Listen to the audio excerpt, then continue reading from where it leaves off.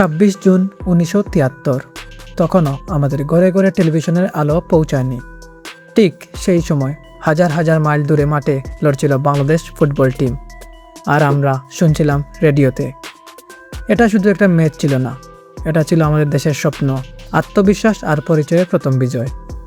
1971 সালের যুদ্ধের পর নতুন বাংলাদেশের যাত্রা শুরু হয় ফুটবলে।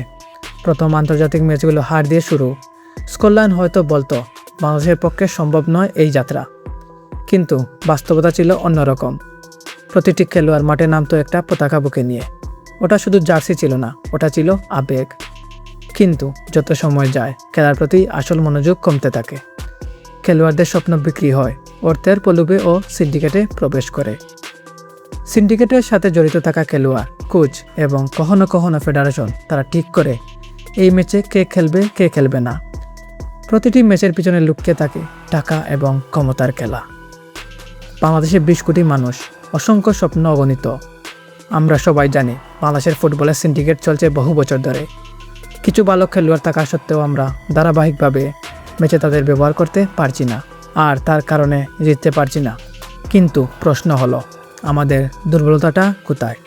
সিন্ডিকেটটাই বা কে চালাচ্ছে, এবং বাফুফে কেন আমাদের বিশাল ফ্যান বেজের সঙ্গে প্রতারণা করছে?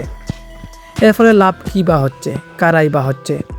এসব প্রশ্নের উত্তর এবং বাংলাদেশের ফুটবলের অন্ধকার অধ্যায়ের ছোট্ট একটু আলোর আশা খোঁজার চেষ্টা করব আজকের প্রাইম আইকনসের পর্দায়। বর্তমানে দেশের ফুটবলের সবচেয়ে প্রচলিত শব্দ সিন্ডিকেট। নির্দিষ্ট এক ক্লাব থেকেই শুরুর একাদশে 6-7 ফুটবলার। কোচ হাবিয়ার কাবিরার প্রিয় ফুটবলাররা প্রথম একাদশে থাকতেই হবে, তাতে ম্যাচ হারুক কিংবা জিতুক। দেশের ফুটবল যখন মৃতপ্রায় বিলের মতো, তখনই যেন জোয়ার হয়ে ইংল্যান্ড থেকে জাতীয় দলে আসলেন ফুটবলার হামজা দেওয়ান চৌধুরী।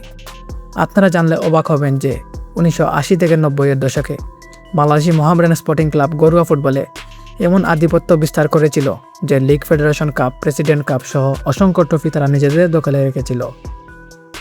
সিন্ডিকেটের কারণে টাকার বন্টন ঠিক হয় না। প্রতিটি ট্রান্সফার, প্রতিটি ম্যাচের বিনিয়োগ সবকিছু নিয়ন্ত্রিত হয়।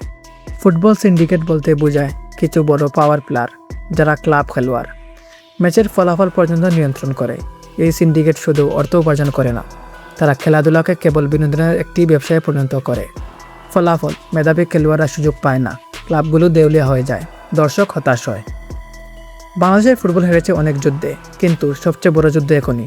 সিন্ডিকেটের বিরুদ্ধে আমরা যদি একত্রিত হই, তাহলে আমরা হামজাদের মতো খেলোয়াড়দের আগামীতেও পাবো। আপনার কি মনে হয় অবশ্যই কমেন্টে জানাবেন।